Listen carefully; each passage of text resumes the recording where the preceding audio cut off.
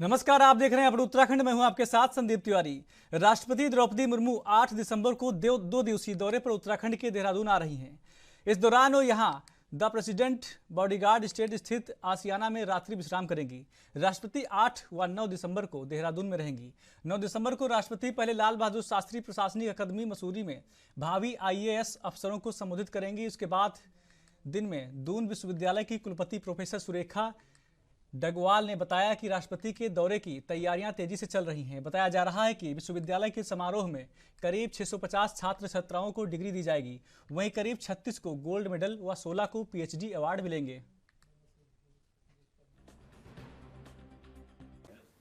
मेरे द्वारा और SSP साहब के द्वारा सभी विभागों के साथ बैठक की गई और जो रिस्पॉन्सिबिलिटीज़ होती हैं कंसर्न डिपार्टमेंट्स की, स्पेशली बिजली, पानी, रोड, जिनकी व्यवस्था सुचारू रूप से चलनी चाहिए, उनके सभी के इंस्ट्रक्शंस दिए गए। प्लस जो जहां कार्यक्रम प्रस्तावित है उसका भी भ्रमण किया गया और जो भी व्यवस्थाएं करनी है वहां पे इंस्ट्रक्शंस दिए गए। कॉन्वोकेशन में वो कॉन्वोकेशन एड्रेस देंगी और 1 घंटे का उनका कार्यक्रम कॉन्वोकेशन का है। इसके साथ ही वो सरकार और हमारा एक सामूहिक जिम्मेदारी के रूप में एक और कार्यक्रम है जिसमें उत्तराखंड की विमेन अचीवर्स को वो सम्मानित करेंगी, उनसे वो बातचीत करना चाहेंगी, क्योंकि स्वयं में हमारी ऑनरेबल प्रेसिडेंट एक विमेन एम्पावरमेंट की एक जीती जागती प्रतिमूर्ति हैं। तो वो उन सारे विमेन अचीवर्स को जिन्होंने ग्रास रूट से उठकर अपने को सिद्ध किया और जिन्होंने आत्मनिर्भर भारत में एक बिल्कुल निर्णायक संदेश दिया, ऐसी महिलाओं से भी बात करेंगी। उसका वेन्यू भी दून विश्वविद्यालय में रखा गया है और वो हमारा planning department, government of Uttarakhand और women and child care department. Uttarakhand के मुख्यमंत्री पुष्कर सिंह धामी राजभवन में आयोजित सम्मान समारोह में शामिल हुए। इस दौरान उन्होंने कहा कि उत्तराखंड में भर्ती घोटाले 2015 से हो रहे थे। हमेशा इसकी शिकायत होती थी लेकिन जांच नहीं हो रही थी। जांच पहली बार हुई और 45 लोग जेल गए। उन पर कठोर कार्रवाई होगी। हम घोटालों की सफाई कर रहे हैं। बताया और सब लोग हम लोग जानते भी हैं भली भांति कि आपने बहुत काम हर क्षेत्र में किया है। हमारे जो नए अधिकारी हैं जिनको हम लोगों ने कहा है मिशन कर्म, उन सबको कहीं ना कहीं आप ऐसे व्यक्तित्व से बहुत प्रेरणा लेने की आवश्यकता है। बहुत प्रेरणादायक है और बहुत सारे काम मैं तो आपसे बहुत पहले मिला था, तब भी मैंने आपके अंदर इसी प्रकार की सरलता देखी, इसी प्रकार की सादगी देखी और काम के प्रति एक समर्पण।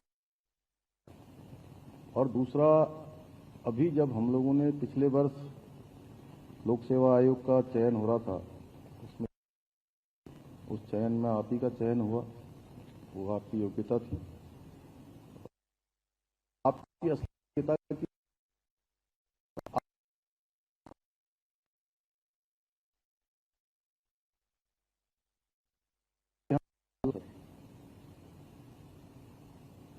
एक भर्ती घोटाला हो गया उत्तराखंड में।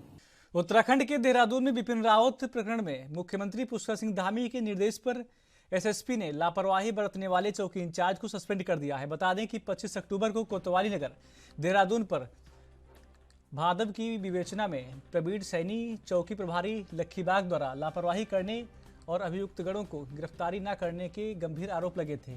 इस मामले को गंभीरता से लेते हुए मुख्यमंत्री पुष्कर सिंह धामी ने SSP को कार्रवाई के निर्देश दिए हैं। इसी क्रम में आज वरिष्ठ पुलिस अधीक्षक देहरादून द्वारा तत्काल प्रभाव से उप निरीक्षक प्रवीण सैनी को निलंबित किया गया है।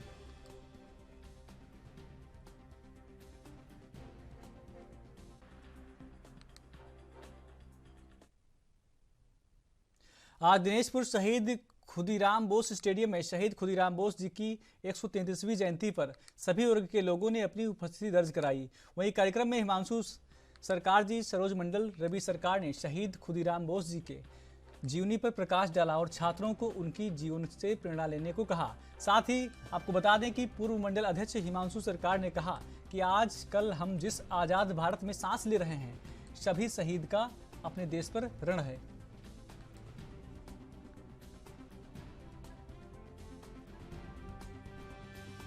आज हमारे देश के प्रेरणा स्रोत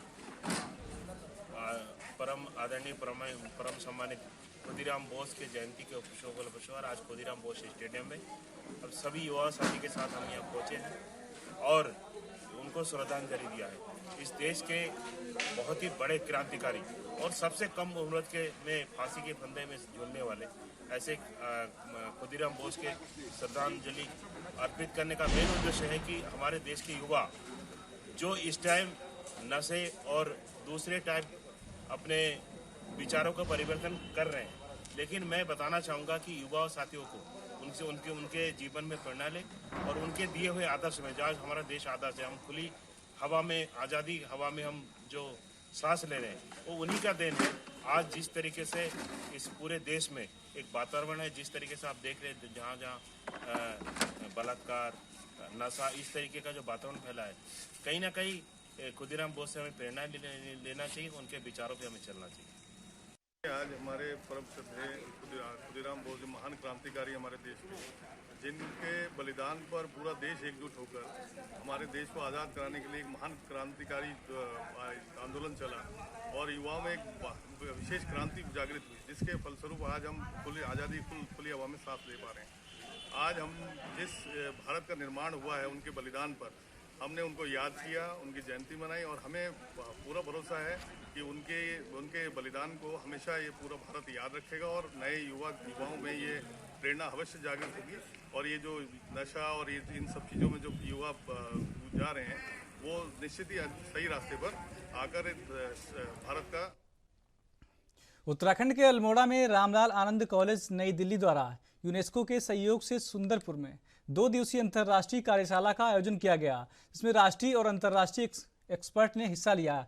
आपको बता दें कि इसमें कई एक्सपर्ट ऑनलाइन माध्यम से जुड़े। कार्यशाला में एक्सपर्ट ने पर्वतीय भूभाग में जियो टूरिज्म को किस तरह से बढ़ाया जा सकता है, इसको लेकर अपने विचार और सुझाव रखे। इस कार्यक्रम में उत्तराखंड समेत कई राज्यों के भूविज्ञान के शोधार्थियों और छात्रों ने हिस्सा लिया।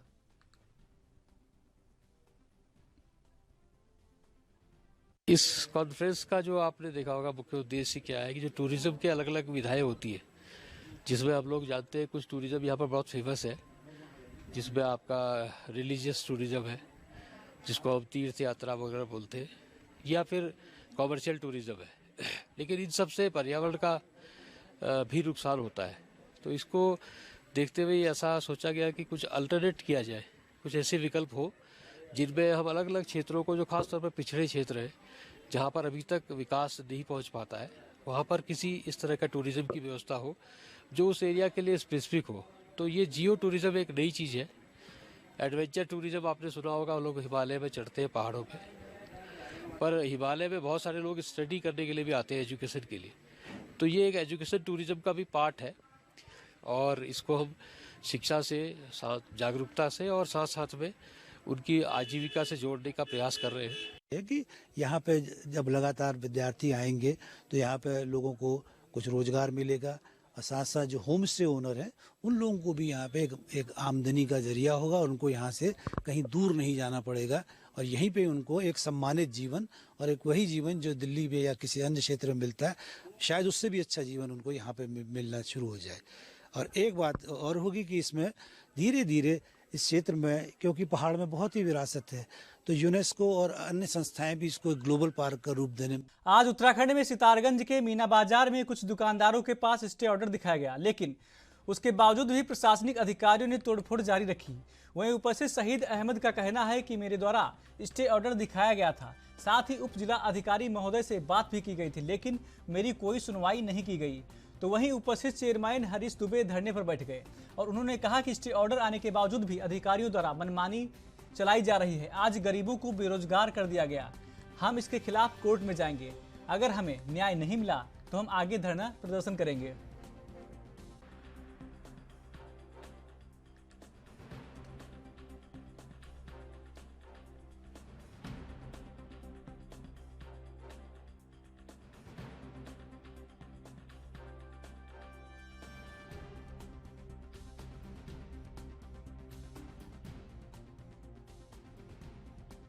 उत्तराखंड के टनकपुर वन क्षेत्राधिकारी महेश सिंह बिष्ट के द्वारा शारदा रेंज के आरक्षित वन क्षेत्र में आपको बता दें कि कूड़ा डाले जाने के खिलाफ कार्रवाई की गई है और नगरपालिका का एक कूड़ा वाहन सीज कर लिया गया है।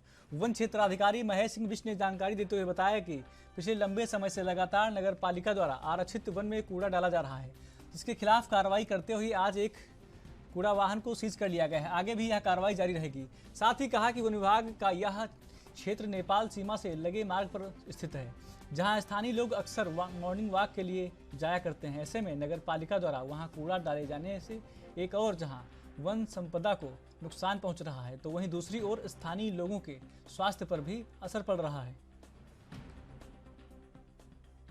इसमें जानकारी देते हमारे प्रभागीय वनाधिकारी श्री बाबूलाल जी के दिशा निर्देशन में और मुखबिर खास की सूचना पर ककराली गेट पर नियमित चेकिंग के दौरान एक हमें कैंटर आता हुआ देखा, जिसको हमें चेक कर रहा था। उसमें अवैध रूप से 207 लिसे के टिन बरामद किए गए और उसको कैंटर को पकड़कर अपने रेंज कैंपस में खड़ा करके। उत्तराखंड के हरिद्वार में कई दिनों से चल रहा सेलो कंपनी के वर्करों द्वारा धरना प्रदर्शन अब खत्म हो गया है। आपको बता दें कि बिक्स सेलो कंपनी के 600 वर्करों को बिना नोटिस दिए निकाल दिया गया था। इसको लेकर पहले वर्करों ने कंपनी के बाहर धरना प्रदर्शन किया। जब वहां कुछ नहीं हुआ तो उसके बाद श्रम विभाग के बाहर धरना प्रदर्शन किया, जिसके चलते सहायक श्रम आयुक्त SS रांगड़ ने कंपनी के लेबर मैनेजर्स के साथ वार्ता की और कहा कि नवंबर माह की पूरी सैलरी वर्करों को दे दी गई है और अब कंपनी को दिसंबर माह तक चलाया जाएगा, जिस दौरान कंपनी के वर्करों को अन्य जगह नौकरी तलाशने का वक्त मिल जाएगा। किया था, तो उस वार्ता में क्या कुछ निकल कर सामने आया है? उस वार्ता में 30 तारीख को जो वार्ता हुई थी, उसमें 1 बजे हमने वार्ता रखी थी। 30 तारीख में हमने कंपनी प्रबंधन के साथ में वार्ता की और उसमें हमने जो संविदा श्रमिकों को निकाले जाने के संबंध में जो वार्ता हो रही थी, उसमें हमने ये कहा, उन संविदा श्रमिकों की मांग ये है कि हमें 6 माह का वेतन दिया जाए। जैसे ऑन रोल की सुविधाएँ उनको मिल रही है, उस प्रकार की ऑन रोल की सुविधाएँ जो है उनको मिले। तो उनका ज़्यादातर मांग केवल यही है कि हमें ऑन रोल की जो सुविधाएं हैं वही हमें सुविधाएं मिलनी चाहिए। जबकि संविदा श्रमिकों के लिए हमने समझाया कि भाई आपको 6 माह का कोई प्रावधान इस प्रकार का है नहीं कि 6 माह का आपको वेतन दिया जाए। या फिर भी एक वार्ता क्रम में जो नवंबर माह का वेतन था, उसमें हम सक्सेस हुए कि नवंबर का जो वेतन उनका रुका हुआ था उनको हम दिलाने में सक्षम रहे। और वो वार्ता 2 दिन के अंदर हमने आदेश किया कि कंपनी जो है उनको प्रोवाइड करे और वर्तमान में चल भी रहा है। दूसरा हमारा जो मुख्य उद्देश्य था कि कंपनी अचानक से बंद ना हो। कंपनी को अगर क्लोज भी करना है तो पहले तो ये कि वो सरकार से परमिशन ले, विदाउट सरकार को इंटीमेट किए, विदाउट जो है किसी गवर्नमेंट अथॉरिटीज़ के बिना परमिशन के आप यहाँ से जो है भाग नहीं सकते हैं। ठीक है, तो उसके क्रम में हमने उनको वार्ता में वो बात भी कही कि भाई आप परमिशन लीजिए, अगर आपके पास परमिशन है तो आप दिखाइए। ठीक है, आज कल कंपनी की तरफ से एक लेटर हमें मिला है कि उसमें कहा गया है कि हम रिस्टार्ट कर रहे हैं फैक्ट्री को। ठीक है, तो वो लेटर हमें मिल चुका है। अब आज की डेट में कंपनी फिर से चल रही है। ठीक है, अभी वर्तमान में उसमें लोग। उत्तराखंड के खास बुलेटिन में मेरे साथ इतना ही। बाकी देश प्रदेश की तमाम खबरों के लिए देखते रहिए ANV न्यूज़। नमस्कार।